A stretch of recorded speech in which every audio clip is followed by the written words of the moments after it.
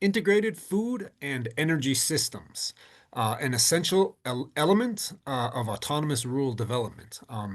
Though I would say that energy systems are probably one of the least talked about aspects of rural development. There's a lot of focus on working with small farmers to improve production methods. There's obviously a lot of talk about gender issues.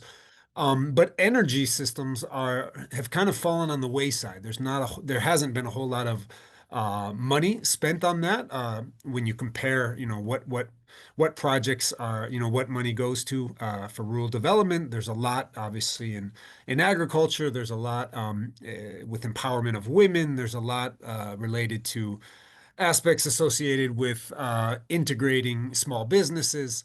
But generally, it's kind of assumed that energy systems are going to be the responsibility of the state, not the nonprofit sector.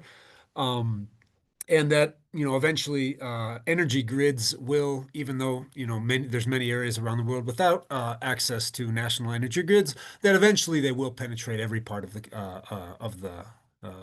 a country, of the world.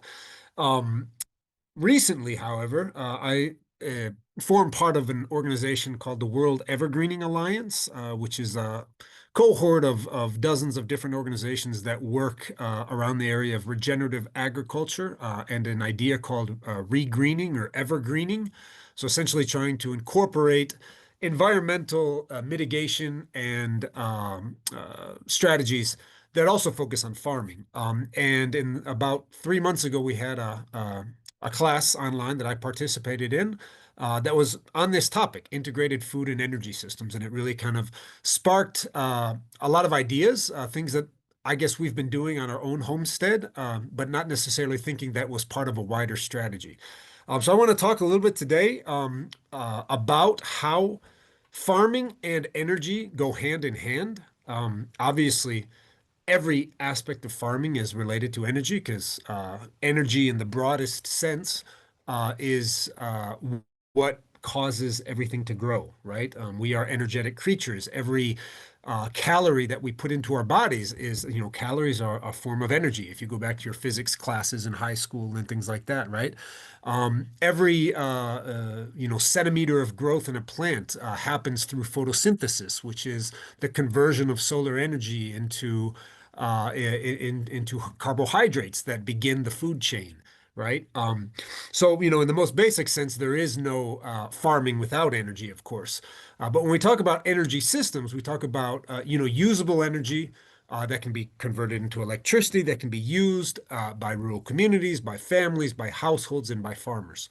So to start with, I want to try and look at some of the problems that are associated with our current conception of energy. Like I said, if you go back 20 years ago, there were very, very limited development projects focused specifically on energy. And it was generally assumed that sooner or later, national governments would get around to improving their energy infrastructure, their electrical infrastructure, and that the national energy grid would penetrate every community.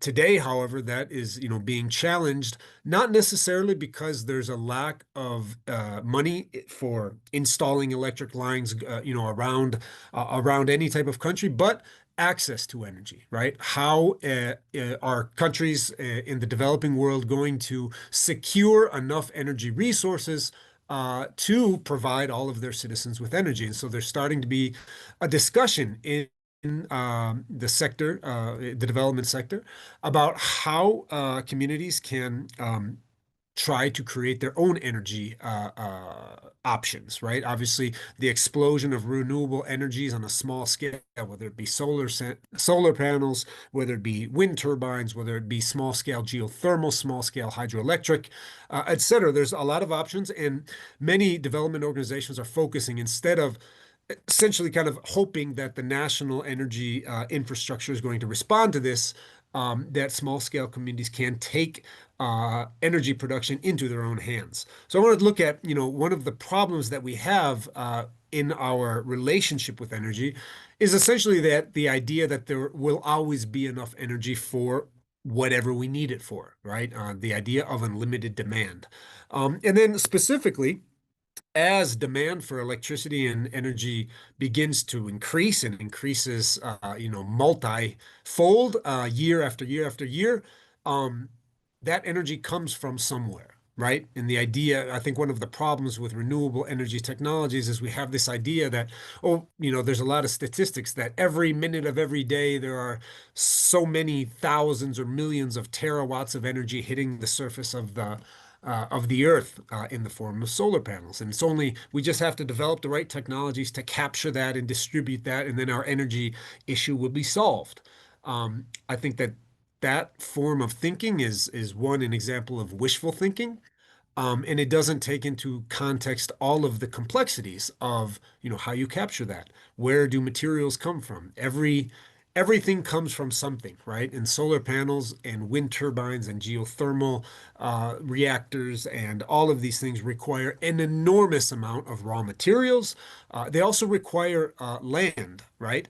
And I want to talk a little bit about the threat of especially renewable energies to the food systems, to small farmers, to indigenous communities, to people who live close to the land and on the land, and people who depend on the land for their well-being. Um, so we're going to give a few examples of some of those threats. And then I want to explain a little bit, mostly through examples that I've seen both in the country that I live in, El Salvador, and also with the World Evergreening Alliance. They've been doing a lot of work recently with small scale communities developing what's known as integrated food and energy systems. Sometimes they say the IFES. But essentially, small scale autonomous models of local energy production that's focused on using renewable resources that can be procured locally to provide local energy demand without replacing or pushing off the land farmers, right? So how do you integrate energy production with farming in agricultural production? And I want to share a few examples of things that, one that I've been involved with here on my own farm, in my own community, and then also, maybe some wider applications, larger scale applications. So let's start. We've talked about this in the past, but I think it's important to reiterate that unlimited demand for anything within a limited biosphere is always going to create problems, is always going to create some sort of issues, right? Um, we live in a world that has boundaries, right? That has limited amounts of materials, limited amounts of energy, limited amounts of capacity to deal with the wastes and excesses of our civilization. And one of the best ways I think uh, that people are starting to understand that is through the idea of a coming energy scarcity, right? Over the past, 200, 300 years since the start of the Industrial Revolution, especially since the advent of fossil fuels, we've had this enormous amount of high quality, dense energy at our disposition. And everything in modernity has been dependent upon that, enormous access to energy. And, that's for 300 years, it's kind of seeped into the modern mindset that we will always have an unlimited supply of energy at our hands for our own creativity, for our innovation, for our technological development, right? Um, and I think in the class, not last class, but the one before, we started to look at, some really interesting quotes from some of the leaders of the tech world, especially people who are involved in the development of all sorts of artificial intelligence and pushing the Internet of Things, and they're starting to become a realization and understanding of people in positions of power that the massive demand for electricity, especially for these data centers and things like that, is going to create electricity scarcity, electricity shortages. We're pushing up against the very limits of how much energy we can extract from the world. One of the best ways to see this is a thing called EROI, also known as energy return on energy investment.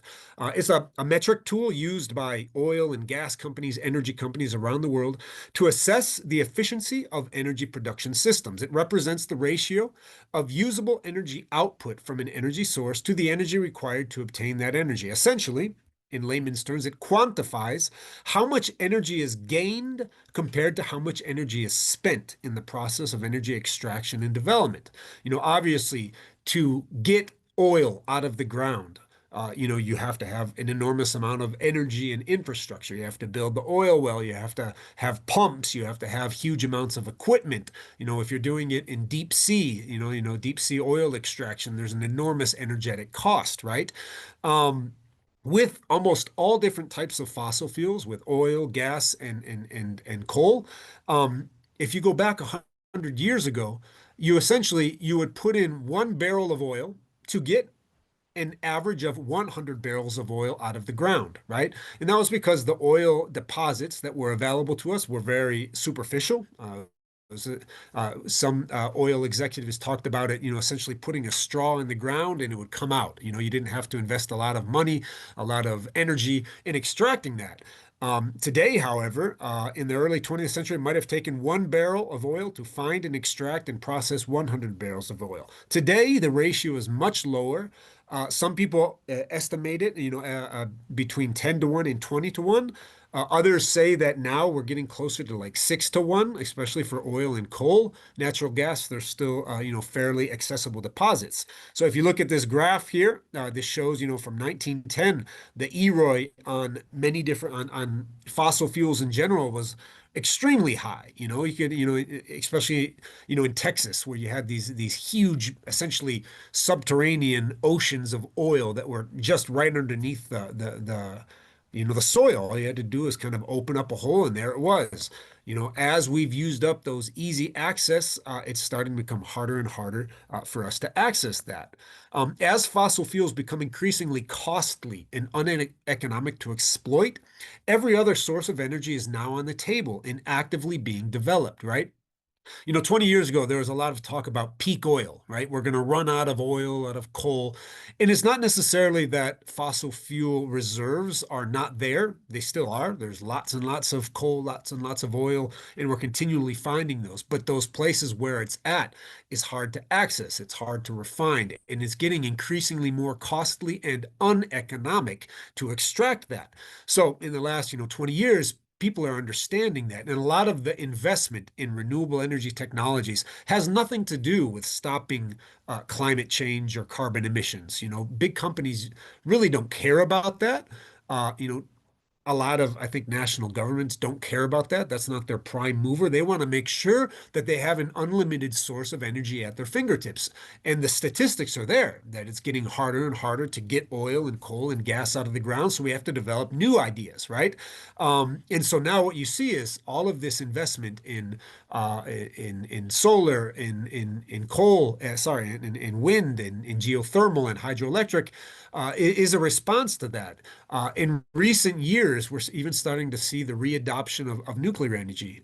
The U.S. in the United States, they have never restarted a decommissioned nuclear reactors. Nuclear power plants have a lifespan, and when they have, eventually have run their course. They're retired, but in 2000, just last year, billions of dollars in loans were issued to help finance the reopening of at least two nuclear reactors that were closed down.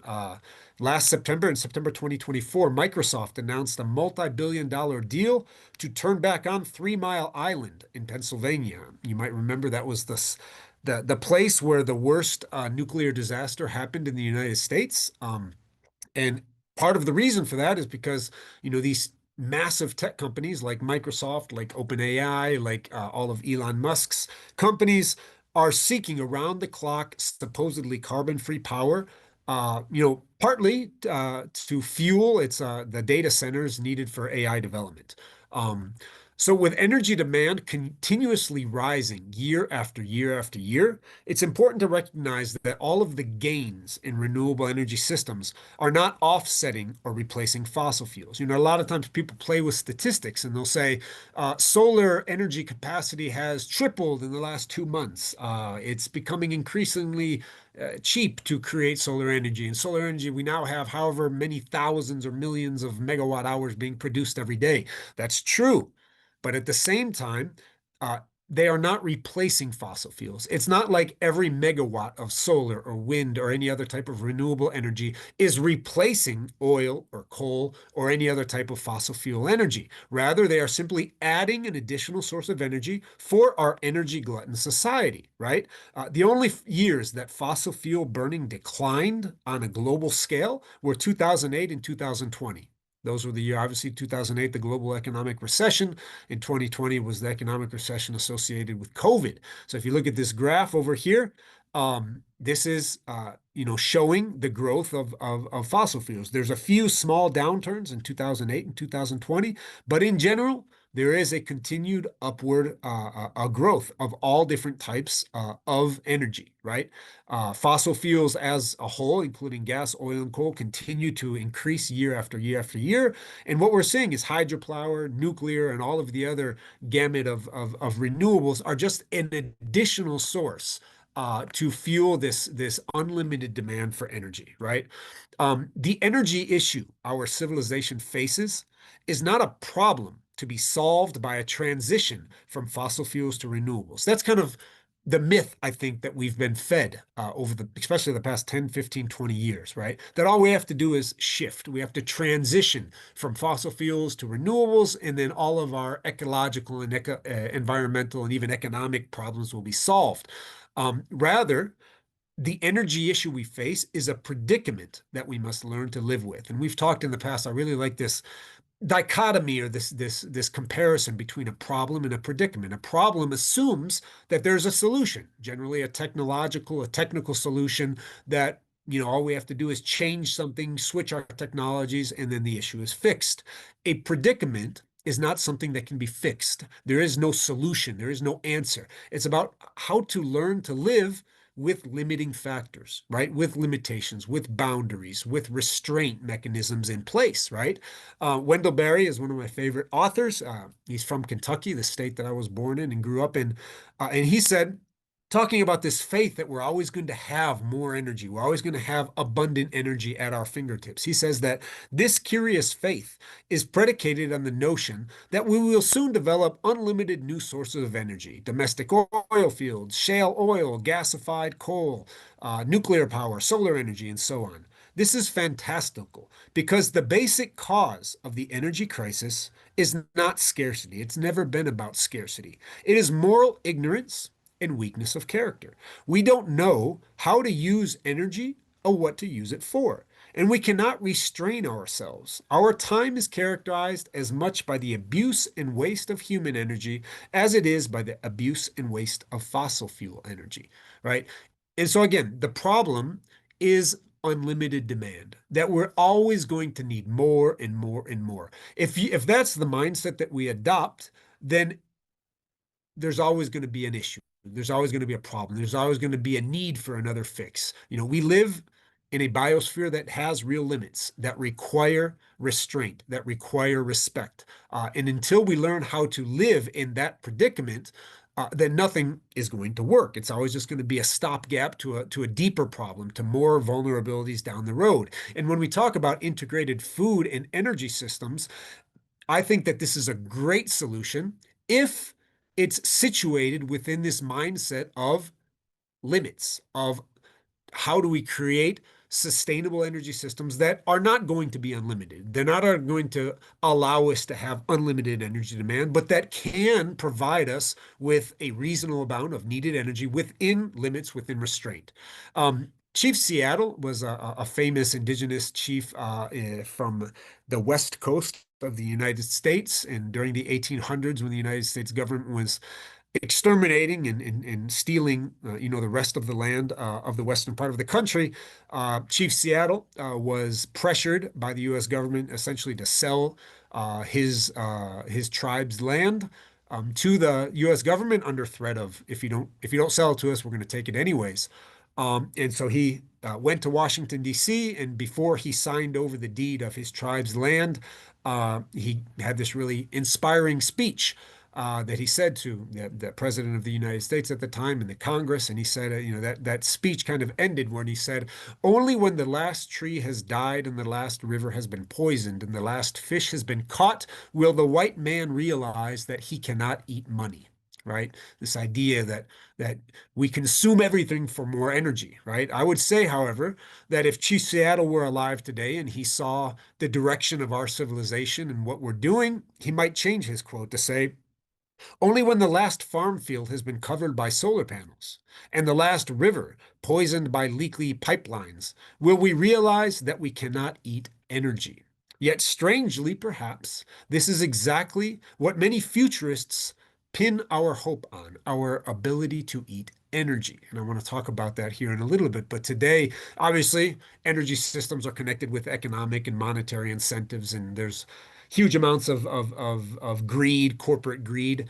But at the same time, we are consuming the world for more energy, right? All of the mining, all of the processing, all of the obviously the extraction of fossil fuels and other mining. We're using, and especially small farmers around the world are seeing that we're going to talk about something called green grabbing, where corporations and national governments around the world are buying up pristine forests and land and things like that as a way to supposedly make our energy systems more sustainable. Green grabbing, like I mentioned, is a process in which governments and businesses, big corporations, buy up and essentially take land for projects, including wind farms, tree planting schemes, carbon offsetting and sequestration, or clean fuel generation, has exacerbated the land squeeze, right? Especially in areas populated by indigenous peoples around the world, by farming, by place-based peoples, peoples who still live in contact with the natural world, are seeing their land base being bought up, being expropriated by national governments, by big corporations, under the guise of reducing carbon emissions, of being more environmentally friendly, of creating renewable energy systems, right? These conservation approaches often exclude local land users, leading to a loss in food diversity, leading a loss to autonomy, and essentially depopulating rural areas. This is from a report that was commissioned by the United Nations last year. A recent assessment suggests that by 2050, solar and wind farms around the world could cover an area roughly the size of the Czech Republic, translating to around 30,000 square miles, or about 50,000 square kilometers. This conversion of land from, and this isn't, a lot of times people say, well, they're putting these huge solar farms in deserts. In many cases, yes. But in many cases, where big solar farms are being placed, where huge hydroelectric dams are being built, are not in deserts or desecrated lands. They're in the best areas, where farmers used to live, great farmland, fertile land, etc. This conversion is part of a broader phenomenon known as green grabbing, where land is acquired for various purposes, including carbon offsetting, biodiversity projects, and clean fuel production. This is a picture of Kentucky, where I grew up in the United States. And actually, this is maybe about an hour drive from the small rural area where I was born. And all of, what you see now is that the farming population in Kentucky is growing increasingly older. Young people don't want to farm anymore. That's kind of a trend around the world. As farmers get older, I think the average age of a farmer in the United States is well over 60. They simply don't have the time, the manpower, the energy themselves to do the farming. And so what you see is that farmers who have land these days are renting out or leasing out their land to energy companies. So all of this used to be, prime farmland in Kentucky. It's the most fertile soil. They used to have pasture systems where cattle was raised for local meat production. Kentucky also used to grow, or still grows, lots of corn and soybeans, wheat. And a lot of that great farmland is being essentially taken over by solar panels, right? The general rule of thumb, this is obviously different in different areas around the world, but generally, each megawatt of solar energy requires about 4 to 5 acres of land. So you need 40 to 50 acres for a 10 megawatt solar farm, which is a fairly small scale solar farm, right? In 2023, however, global electricity consumption reached 29,471 terawatt hours, which is about 3.5 million megawatts, right?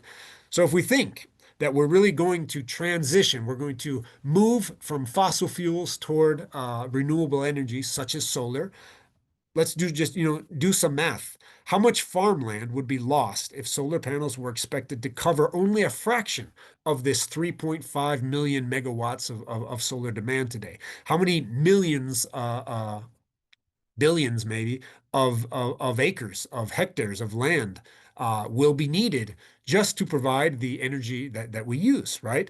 At the same time, how much prime farmland is also lost to the expanded mining of copper, of silica, of rare earth metals? Solar panels don't just appear from nothing, they're made from raw materials, right? So, how much land is lost to mining in order to procure those materials as well? The same thing is hydro dams.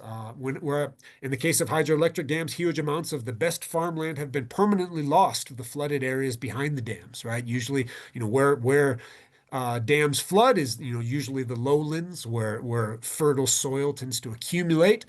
Even today, supposedly more environmentally friendly diversion dams displace valuable resources from local agrarian communities. Where I used to live in Guatemala, in the highlands, uh, this is a dam that obviously flooded a large area of land that used to be farmland. But it's a diversion dam. So what they say is they take the river, they put it behind a dam, and then they move the river through these huge tunnels for about 5 to 6, 7 kilometers downstream, to where the turbines are located.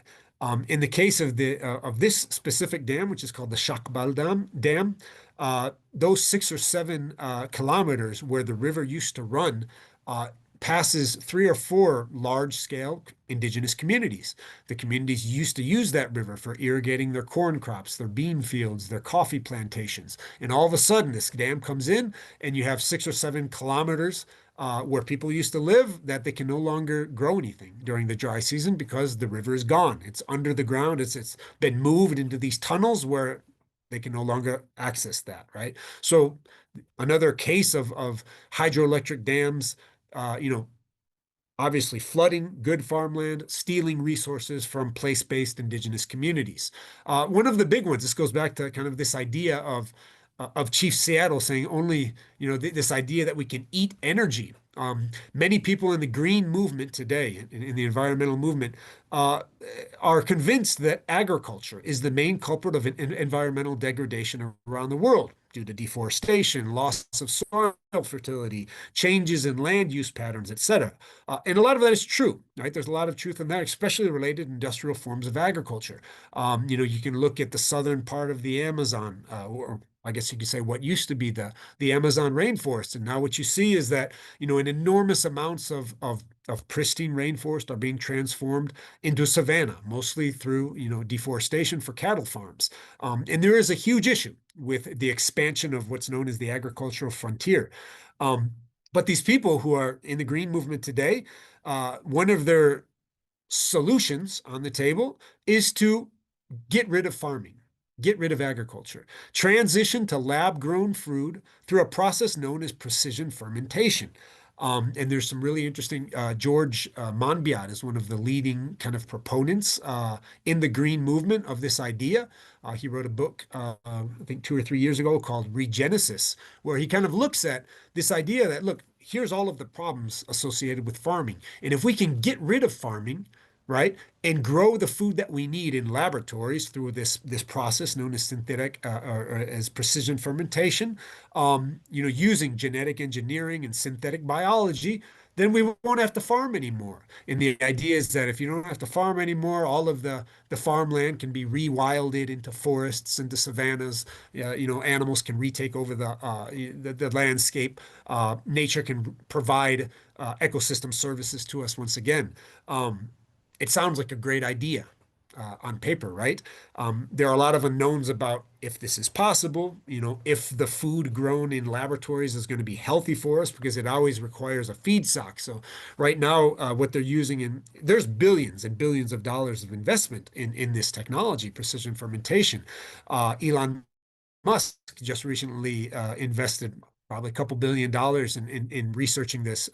Bill Gates is actively involved in lab-grown food initiatives. But the idea is you take a feedstock, some sort of source of a carbohydrate like refined sugar, and you put it in these huge vats through this precision fermentation, and farmers can, or sorry, not farmers, uh, scientists, biologists, genetic biologists, synthetic biologists can turn something like refined sugar into something that resembles food, right? Um, However, one of the biggest issues with that is even the most ardent supporters say that to do this, you need energy, right? You need obviously an enormous amount of energy to fuel these vats, to power these huge synthetic laboratories, right? Farming, as it is today, also requires an enormous amount of energy, but it's free energy. It's flows of energy, right? Solar energy right now is hitting my crops. We have a sunny day, like I mentioned. My corn is growing because corn has this really unique ability to take solar energy, turn it through photosynthesis into the growth of plants, right? My grass is growing so that my sheep can take that. And so I think it's probably important to question. There's a lot of really interesting debates going around lab grown food. If it's an intelligent idea to attempt to transition, you know, 10,000 years of accumulated human knowledge in how to grow food from the free solar energy to artificial energy demand for food items that are measured in kilowatt hours per kilogram of protein. That's what these precision fermentation lab grown food are trying to do. They're trying to find ways to lower how many kilowatt hours of energy do we need to produce 1 kilogram of food. If we think about, how many kilograms of food do we need each year to feed uh, 8 billion, 9 billion, 10 billion people on this planet? Um, are we going to have enough energy? And the assumption is always that, yeah, we'll always have enough energy. If we really kind of look at that, are we going to be able to trust in, the fact that scientists are going to essentially allow us to eat energy, kind of as Chief Seattle asked? So that takes us to integrated food and energy systems. Though those are some of the problems I think with one, unlimited demand, and the very real threat of how energy systems today, as they're configured today, are negatively affecting food, uh, place-based peoples, indigenous peoples, farming communities, etc. So the FAO, the Food and Agriculture Organization of the UN, defines integrated food and energy system as a diversified agricultural production farming system that incorporates agrobiodiversity and builds on the principles of sustainable production intensification. IFES, or Integrated Food and Energy Systems, can be small-scale operations managed at a village or household level, or large-scale operations designed for commercial activities. IFES can optimize land use through a combination of food and energy crops and/or optimize biomass use through its cascading sequence to produce both food and energy. Depending on the circumstances, the generation of solar, thermal, geothermal, wind, and hydro energy can be an integral part of the system. Um, this sounds like a great idea. I think I would mention that even though, uh, it sounds like a new idea, integrated food and energy systems, I would say that there's really nothing new about this. It's kind of people who live on the land, people who are farmers, that kind of makes common sense. I have a peach orchard. Every year we have to prune the peach orchard. So every year we're left with this small mountain of firewood. You have to prune them. What do you do with all of the prunings? Well, what we do is we chop up the bigger chunks, and it goes into the kitchen, and that's what we use to cook our food with. We have a wood burning stove to cook. Farmers have been doing that for thousands of years. It makes kind of common sense, right? And so now there's this idea: how can we expand this common sense idea through proper design, through integrating different types of crops to essentially try and maximize energy production while not sacrificing food production? As with any proposed solution, there are both positive and negative examples of integrated food and energy systems. The definition offered by the FAO says that this can be done on a small scale, a household level, a small village scale. It can also be done on an industrial scale. About 20 years ago, one of the first kind of examples of a large-scale integrated food and energy system was what was known as the bioeconomy model. It gained popularity, especially all throughout Latin America in the early 2000s, when there's this idea that we can replace all of the gasoline used in internal combustion engines with ethanol, right? Through growing corn, growing sugarcane, and turning it into ethanol. And during the first President Bush presidency, there was this massive infrastructure to try and increase the amount of, especially the monocultures of sugarcane here in Central America. And so what used to be, it used to be that El Salvador was the country where I live was self-sufficient in growing corn and beans, which is the base of our national diet. But starting in 2005, 2006, as sugarcane production started to be pushed, because of this idea that, farmers in Central America were no longer going to produce corn and beans for the national market, but we are supposedly going to produce sugarcane that could be exported in the form of ethanol to fuel the cars of North American drivers, right? Today, we say the same thing with biomass energy. People who are trying to come up with solutions about how we can move away from fossil fuels. There's this idea, well, let's create these massive biomass plants, which is essentially burning wood. And there's these, examples of taking farmland and planting fast-growing trees and harvesting them and burning them and then replanting them, right? Um, Essentially, so, in the first example, the idea is to turn the world's farmland into a gas station for the world's wealthy. In the second, it's about how to fuel growing energy demand, mostly in urban areas, by taking over farmland. These negative examples, I think, despite these negative examples, there are several positive examples, I think, of how integrated food and energy systems could work in a sustainable manner when they are designed on a right scale. So here are some examples I want to share. On an industrial level, on a large scale, there are huge what's known as CAFOs, concentrated animal feeding operations, right?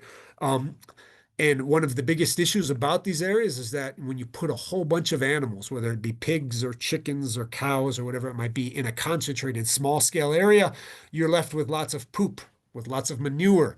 This creates a huge pollution problem. People, these companies don't know what to do with it. My brother-in-law is a engineer, and he's been working for the last 10 years or so with these large scale CAFOs, concentrated animal feeding operations, essentially where these companies are creating biogas. So all of the manure of these animals is pushed into these huge, essentially biogas tanks, and they're creating ethanol. And ethanol, or sorry, they're creating methanol and not methanol, methane, and methane is being burned to fuel, to create energy, a renewable energy source, and that energy is being pushed back into the grid. So instead of essentially, burying enormous amounts of cow poop or pig manure, or in the worst case, a lot of these companies and industrial farms would essentially just push it into rivers or into lakes. You can create a source of energy. Here in Central America, we drastically expanded our sugarcane production. And today, all of the sugarcane processing facilities, essentially, all of the biomass that they produce, so sugarcane, like these fields here, all of the biomass from that is burned.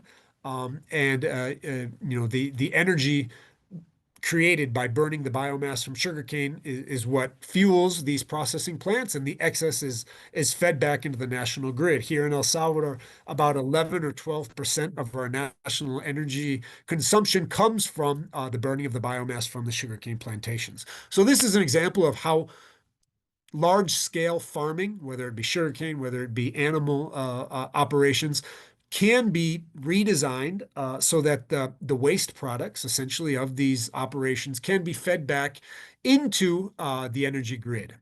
On a smaller scale, however, there's lots of different ways to integrate renewable energy technologies into existing farms, in many parts of the world, instead of extinguishing pasture land, right? Or getting rid of pasture land by creating these massive solar farms where you put, one panel next to the other, next to the other, next to the other. Obviously, when they're that closely placed together, nothing can grow underneath them.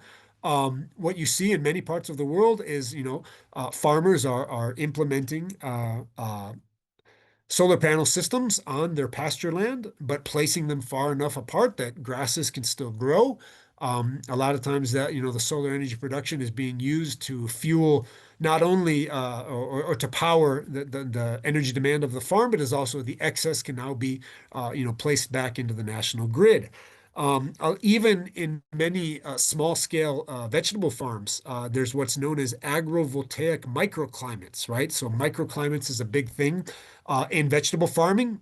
You want to try and use the energy sources on your farm, how you orient, how you where you place trees for strategic shading is one way to really help accumulate resources, use the natural energy from the sun, accumulate water during the dry season, and strategically placed PV systems, photovoltaic systems, can be used to create microclimates that are beneficial to energy systems, right? I visited a couple years ago a small vegetable farm in Kentucky where I grew up, where the owners of this farm have placed, solar panels around their farm. And they do that not only obviously to produce energy, but also to collect rainwater for irrigation. They have a drip irrigation system, and they also use it for shading for certain shade tolerant crops. So there is a way to design using energy systems such as solar panels, right? On a even smaller scale system, I think that this makes common sense. This is a company called Home Biogas. That makes these small biogas digesters. So essentially the same thing as this massive one that's being done on these industrial animal farming operations. You can do the same thing with something like this. Me and my family bought one of these systems about 3 years ago, and essentially all of the kitchen scraps from what we cook with, and a little bit of the animal manure that comes from our sheep and goats goes into this pretty simple biodigester. And we cook about 50% of our food as a family from the gas that's produced by this small scale system. It's makes economic sense. A system like this costs somewhere between 500 and 1,000 US dollars.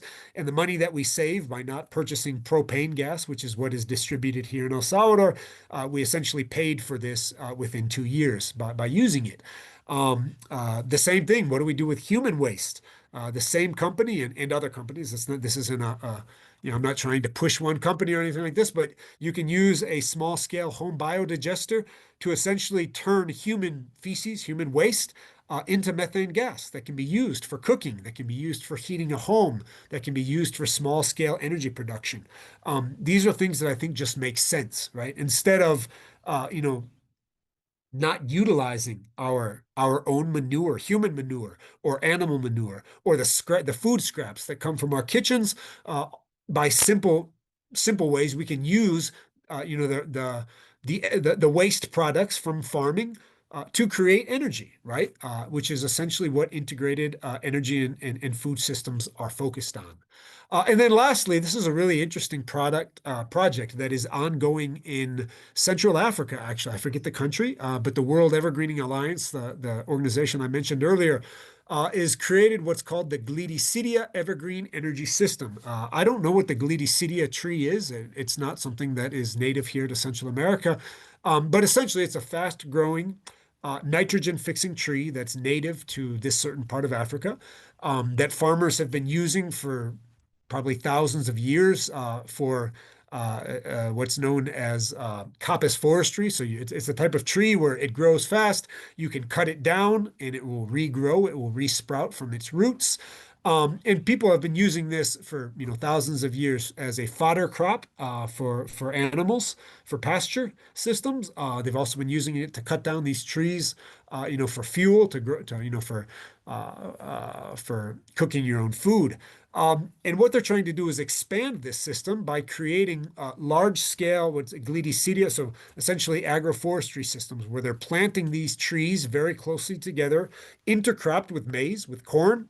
It could be intercropped with other types of food products as well. And these trees are cut down every year. Um, and by cutting them down, you're left with a fairly large amount of biomass, right? Trees, tree limbs, tree trunks, leaves, and what they're doing in this pilot project is they've created I think it's they're still deciding the size, but between a 1 and 10 megawatt power plant, where essentially they're going to burn, the prunings and the cuttings from these gledicidea trees. That's going to be fed into the national grid. The national grid will then redistribute. The local community is negotiating what percentage of the energy produced by this agroforestry system is going to be reintroduced to the community. Part of it is going to be used as firewood for local farmers, local communities, and the excess is going to be exported to the national grid, sent to the cities, sent to urban areas, etc. Right? So this is how it's defined. The Galicidia Evergreen Energy System is a 1 to 10 megawatt power plant sited in a rural area, composed of a group of smallholder farmers who are predominantly growing food crops in a maize mixed farming system. The idea is to use a certain type of native tree that's fast growing that can be coppiced, called gledicedia trees, intercropped with maize fields in a grid pattern. The trees produce wood and foliage that is harvested periodically during the year by pollarding or coppicing the trees. That essentially means cutting them down so that they can regrow. The foliage is stripped from the branches for a high protein livestock fodder and or biofertilizer for the crops. The branches are removed and transported to a power plant as feedstock for electrical power generation through biomass generation. The electricity is then provided to local rural consumers, while any excess is provided to the national grid. This is an example, I think, of doing what farmers have always done, but trying to expand it again through right design, through proper scale, to try and incorporate a local energy system that complements farming, that complements local agricultural systems instead of replacing them. And I think that that's kind of one of the issues that we're facing, right? That generally, when we think about energy versus agriculture, uh, they're kind of seen as competing demands, right? You know, land can be used for placing enormous amounts of solar panels, for mining rare earth metals, whatever it might be, or it can be used for farming. But what integrated farming or energy and food systems try to show is that through right design, which is again, it's just one of the basic ideas of permaculture, of agroecology, through right design, we can have both, right? And it doesn't have to be just small scale. You can create an excess of energy from a local resource base, right? That can be fed back into the national grid, that can provide energy not just on a household level, but on a village level. And excess can be exported to the national energy grid. To end with, so we have some time for questions. Chris Smage is an author who's written a lot about this idea of integrated farming and energy systems. And in the conclusion of one of his recent books, he says, most parts of the world have traditions of low energy, input cycling, mixed farming that tends to combine elements of cropping, livestock, husbandry, and woodland. Some people are living lower energy, more local lives, where they are producing more of their material needs locally. My argument, Smage says, is that whether we like it or not, these big driving forces in the world today, such as climate change, energy futures, such as EROI, and a lot of geopolitics and economic drivers, are going to make a high energy globalized world and the globalized food and energy systems that we have become accustomed to increasingly problematic. So I think people need to re-embrace localism and the possibility of producing food locally. This embrace of localism should also include local energy solutions, and integrated food and energy systems, when designed with right scale in mind, can play a major role in enhancing the autonomy and well-being of local and rural communities. I'm going to go ahead and end it there and end my presentation.